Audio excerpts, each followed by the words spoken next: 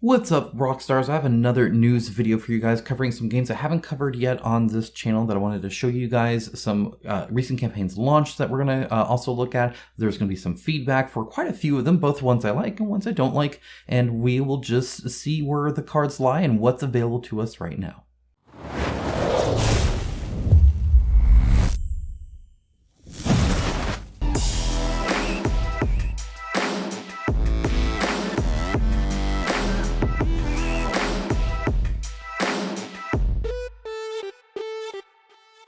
Thank you to my channel sponsor Into the AM. As a company that believes hard work and a great product is a proper way to conduct business, I am delighted to have them as part of the channel. They have some of the coolest graphic t-shirts around and an absolute best fit and feel that has continually exceeded my expectations.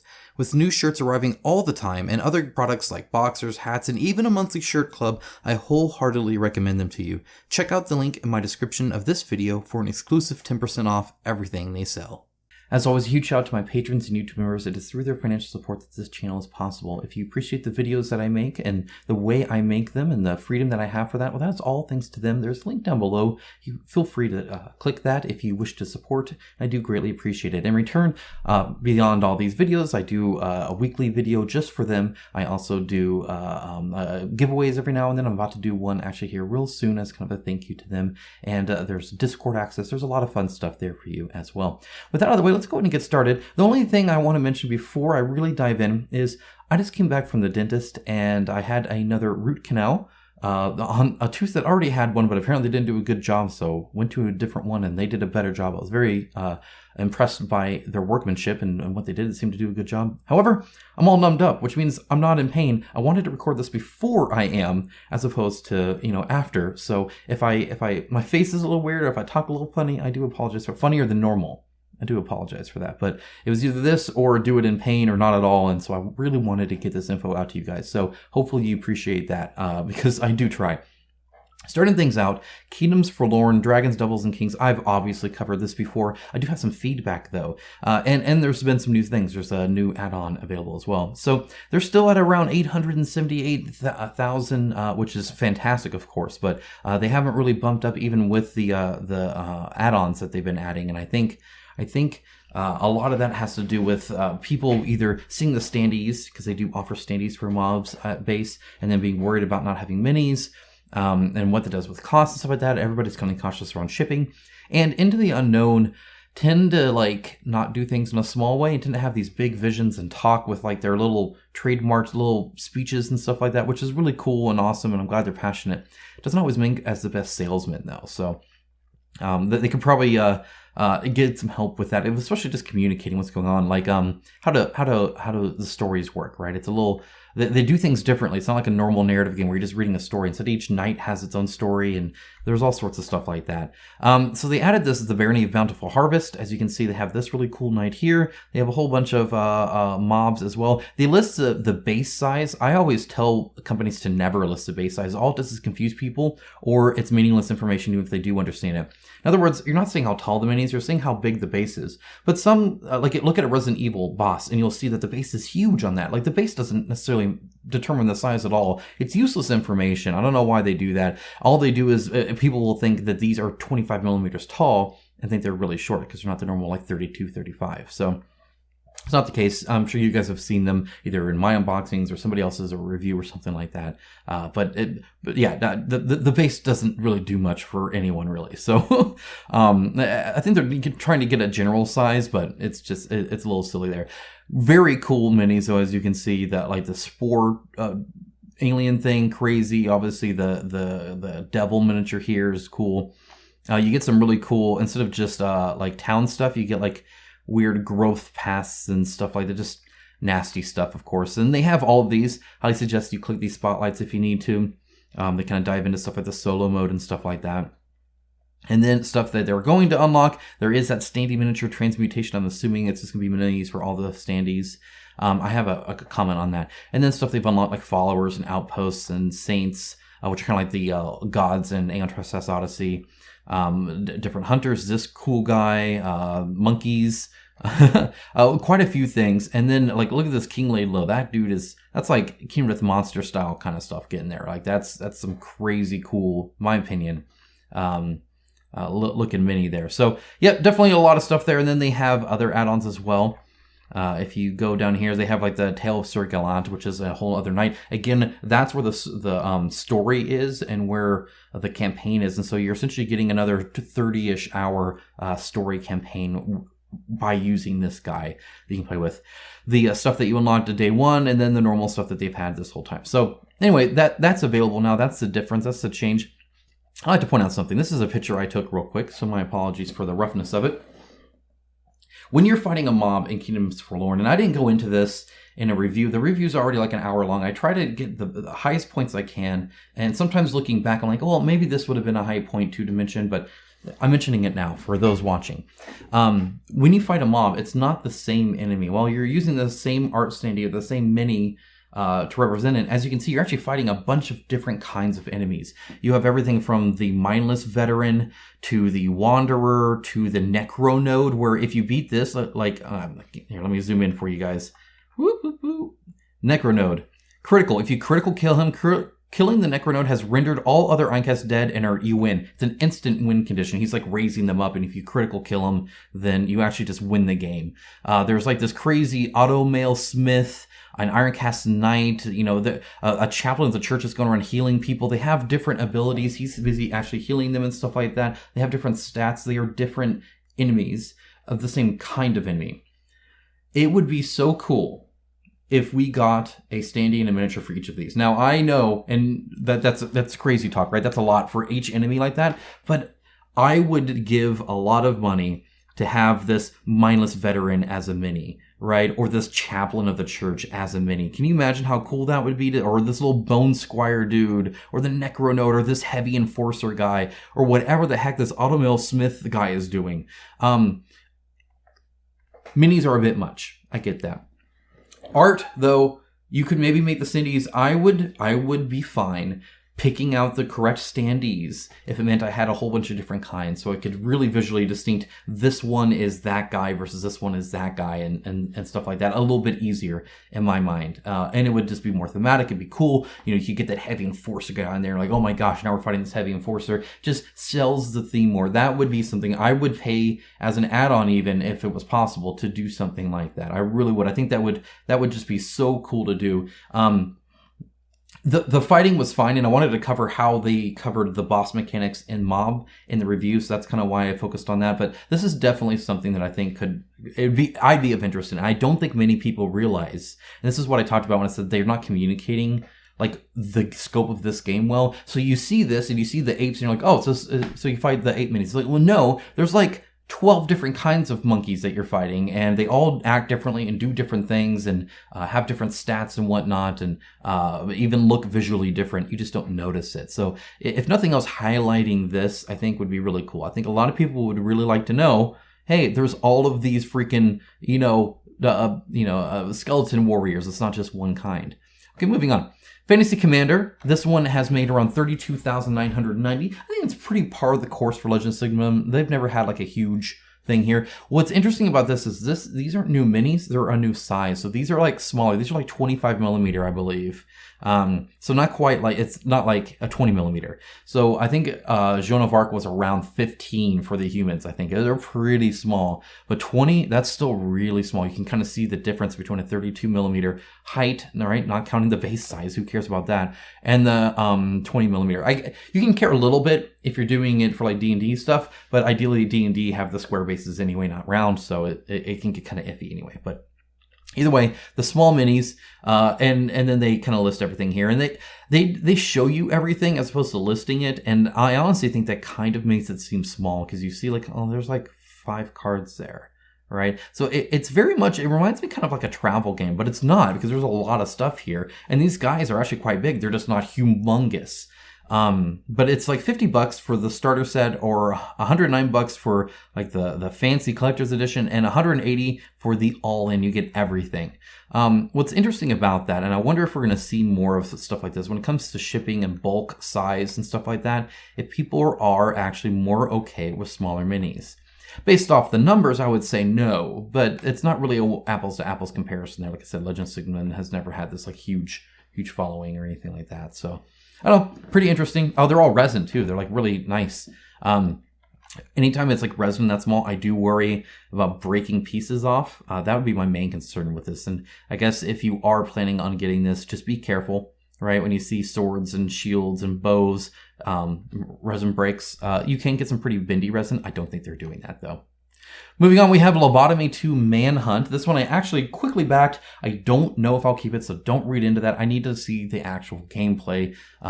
But right now they are almost funded, 92% funded. They just launched a little bit earlier today at the time of recording. 541 backers, so 21 days to go. They have a mix between day unlocks and money unlocks. It's done by Titan Forge, and I never realized that. Titan Forge makes some great STL printable files. I don't know about their board games, but obviously they know minis, and so that's kind of helpful to know. Definitely a cool style. I have nothing like this in my collection at all, like none. Both thematically, and it looks like it looks like a little bit like a Zombicide style game, but that doesn't, I mean, that could be very misleading. I don't know. I need to look more into it. I just grabbed the pledge. I think it was it the Madness Pledge? Is that what I got? Yeah, so I grabbed the Madness Pledge real quick, just to like really like, okay, grab it. Okay, now I'll go look because it's safe to do that. So throw some support right away because I am interested. You can see a lot of these unlocks, some silly stuff. Definitely a tongue-in-cheek, goofy thing going on here. Like this one here, this is obviously DC, right? There's Harley Quinn and the Penguin and probably the Joker. I can't quite see it too well, but it in my opinion, it does the satire better than like Zombicide stretch goals in my mind, just because they're like. They go in fully into like this thing, like there's Morpheus there, right? And 11. So I think it looks like a lot of fun, thematically. I need to see if it's a lot of fun in gameplay. Either way, one thing I'd like to notice is you see all these like numbers where it's telling you every single thing that you get. So you know exactly what you're buying. It shows it all and gives you the quantity. Just keep that in mind. We'll come back to it. And because the Kingdoms Forlorn did this exact same thing. And if you go there, they're telling you exactly what you're getting. Go back up to the stuff you're actually getting. Yeah, see, 10 of these, 20 of these, 1 of these, right? So it's telling you one of these, 6 enemy sheets, 200 plus battle cards, so at least you get a number. It's not going to say the exact quite number, but 70 plus map cards. Either way, you know a lot, right? So anyway, moving on from that, we have Deep Rock Galactic, the board game. This one's doing very well, 2.2 million. Of course it is. It's based off an IP that's well loved, well regarded. A lot of people have a lot of fun with that game. And so having a board game sounds very cool too. Now, whether Mood is ready to make a board game of this scale, I always caution people whenever they get some big IP game that blew up on Kickstarter that prepare for some rocky roads ahead. And not the ice cream kind, but there will be some hurdles, some growing pains for sure. I think the map is ugly, but I mean, you're digging in dirt, so it's whatever. I think the minis look cool. This is a very minis first, gameplay second style campaign. That doesn't mean the game's bad. It just means how they're presenting it is very much product first, and that's fairly common, but not always. There's a lot that you'll get a good sense of the gameplay too, or they'll do a whole bunch of deep dives or do whatever. They do have the rulebook open and they do have a few blurbs about it, but honestly, I couldn't tell you how it plays without digging into that. Like this is what you get, and it's just too high level for me to really get a sense of it. And then they have some videos too. There's a rulebook there. You can definitely read into it. But again, even with like a product first, gameplay second style campaign, which we do get pretty often from a lot of different companies, they are still giving you numbers: 14 of these, 3 of these, 3 of these, 2 of these, 1 of these, 3 of these, 33 of these, only in the deluxe, 4 of these. So they're giving you a lot of that kind of stuff. So again, you know what you're buying. I say that because the next thing I'm talking about is Unsettled. If you're a long-term viewer of this channel, you know what I'm about to say here. The team at Orange Nebula for Unsettled, for whatever reason, doesn't do that. It's a great game that people have loved a lot. I've heard a lot of good things about it. It's rated well. I don't think they present it the best. Instead of being like really kind of like short and concise, they give a ton of info, which is cool, though it's also not like raw mechanics. It's not like draw 2 cards and then pick one to be your objective or whatever. It's like very fluff driven, if that makes sense. It's very high level, all of it, where you're just like, try to survive. You know, there is no overarching campaign. Each play is isolated, standalone experience, and each planet may be played repeatedly. So it's good info, right? But it's a lot. Like, there's a lot here. But one thing they don't do, and they didn't in the first one too, if you didn't know, this was on Kickstarter before, is they don't give you any quantity of what you're getting. So to this day, I don't know how many cards are in a planet when you buy one. So you can buy this maybe not this planet, 'cause that's included, but they'll sell them for like $15. But as you can see, you don't get a listing here of what you get. It says what's inside, and it lists the cards, but I don't, like, do you get, how many is this? Is this every single card you get? How many do you go through when you go through a planet? Are you going to go through all the content in one go? Or is it good to repeated? Or are you going to see all the content, but the order that it comes out is important? There's a lot of questions I have, and knowing a quantity of what the product is would really help. So that's my feedback for this one. Kind of like Kingdoms Forlorn, I think there's some feedback. And this one, I think so too. Now, I gave them the feedback in this one, and they didn't listen. That's because I'm just a guy on YouTube that talks. And my voice, while it might be a little bit louder, doesn't matter as much as actual consumers asking. So unless the consumer base is saying, hey, we'd like you to do what literally like everybody else is doing, they're not going to do it, right? There's no need to. What? Because I'll yell on a video, like, they don't care. It's all. I mean, consumers hold all the cards, right? Because the cards are money. And it's not saying don't back it. What I say is, I consume loudly, which means I buy the product, but I complain, right? So in other words, I'm saying, hey, I'm buying this, but I would really like it if you listed the card count quantity. All your other competitors are doing this. All these other games that are on Kickstarter right now are telling me exactly what the amount of product I'm buying. And I would just like to know that too. You already have my money, and I think it's a great game and I'm excited to play it. I would just like some more, please. That right there means way more than anything I could yell about on here. So FYI, if you are a backer of this, you definitely hold more power than I do. And so if you would like to see some kind, it's like a costume. I mean, it's not going to hurt them any. It's a great game that's been well reviewed. I just think they could give some more info out on there. There are people like me, like I have this thing in my head where I struggle to pay for something I don't know what it is or exactly what I'm getting. So I struggle with like loot boxes and stuff like that in video games or all that. Like I very much, unless the objective is to be surprised, right? Like you have some surprise stuff. But if you're like actually wanting to buy a product, I want to know exactly what's in there. When Oathsworn came out, they wanted to keep all those secret, and I actually told them, like, I won't back it if you just have a whole bunch of secret monsters. I need to know what I'm buying. So they added that link, which was very helpful, and I looked right at them, so I knew exactly what I was buying. And then I backed it because it looks real cool. But that's besides the point. Anyway, that's my feedback for them. I think they could put some more there. And honestly, I mean, it might help too. So like right now, they're at 5,500 backers. Their last one was 10,000 something. So they're around half the backers that they had last time. They still have time to grow. And part of it could be the price increase, right? It was $89 for Planet 1, 2, and 3, plus a whole bunch of stuff. And here it's $90 for Planet 1 and 2 and a few things. So it's definitely less for more. But that's the age we're in now as well. So anyway, it is what it is. Moving on, Dying Light, the board game, is in the works. You get used to this. Just assume it's going to happen. Just like Deep Rock Galactic, just like Borderlands, just like Frostpunk, just like everything else, Masters of the Universe, board games are more and more not the Kingdoms Forlorn style original universe we thought up, and more the here's a popular video game, let's quickly make it into a board game. The one thing I would caution here, I hope it's great. I actually have this up. I need to finish Tales of Arise, but right after I finish that, and I'm very close. I'm on the last part of Tales of Arise. Once I finish that, I do have Dying Light, Staying Human that I plan on playing. So don't spoil anything or anything like that. I am interested in the IP actually, so that's really cool. But they're making a board game of it. The one thing I'd caution, just like Deep Rock Galactic, just like I talked about when Conan first came out, just like I talked about gosh, what is the vampire game? It's escaping my mind now. I can't think of it. Maybe you know what I'm talking about. It's a vampire game that kind of exploded. It escapes my mind. I'm going to spend video time trying to think of it. Either way, first time creators making something big like this IP thing. I always say this universally: be cautious. This is being done by Glass Cannon Unplugged.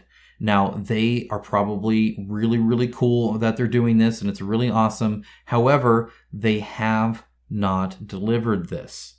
And so when I hear that, oh, hey, they're also working on this, ideally, they deliver Frostpunk first. It's another IP game that exploded, did very well. Very big congrats to them. I hope it's great. I know they definitely care about the game, and they are definitely thinking about the board game. So I'm not saying the product is like badly done. I'm just saying they haven't delivered a product, and ideally you get that product first. So anyway, yeah, let's hope they don't pull a Kingdoms Forlorn, where they launch it before Into the Unknown, or before Alien Trespass Odyssey is delivered. So ideally they deliver Frostpunk. It's amazing. Everybody loves it. They launched Dying Light. Everybody loves it, and it keeps going strong for them, and they do very well. I would very much caution, though, if it's on Kickstarter beforehand, just know what you're getting into, right? Just don't assume it's going to be smooth sailing until you know that a company has a track record of smooth sailing, right? Come on, up to a point, or really their warehouse sale had that reputation, right? Where it's like, oh, well, it's a come on game. I'm going to get the game. It's going to be right around the same time. It's going to be right on the correct shipping, all that.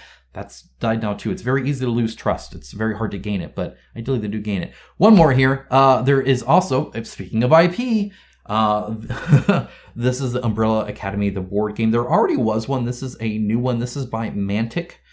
So if you know, they've done a few IP-based board games as well, and this one's probably no different. They typically do pretty good minis, so there is that. This talks about it. I'll link to all these below so you can kind of see about how it is. It's talking about only 3 bosses, and each has its mission. That would be only 3 missions, so I'm kind of concerned about actual gameplay content. But it's early, so we'll see. But this is coming out soon as well. There's a sign up here. So if you follow this link, you can read about it, and you can sign up to kind of be notified on the Kickstarter. Ideally, it does have a preview page, but for some reason, they like to get your email instead. Well, I think we all know why they like to get your email instead. But anyway, this is coming up as well. And really, that's it. Guys, I tried to make this a little bit productive for everybody viewing, so you know what's coming out, what's looming in on the horizon. There is obviously more still coming, right? Senkokushin hasn't even launched yet. I mean, there's some big things. The Celestial's coming, right? There's a ton on the way. Of course, there always is. Keep in mind shipping prices whenever you're looking at Kickstarter. Keep in mind the company that you're dealing with, and make sure you have confidence in them to deliver a great product and a great experience. And otherwise, have fun and just back smartly. That's it. That's all I had. Have a great rest of your day. I'll talk to you guys again very, very soon with some more info, including reviews. So be on the lookout for that. Take care, guys. Bye.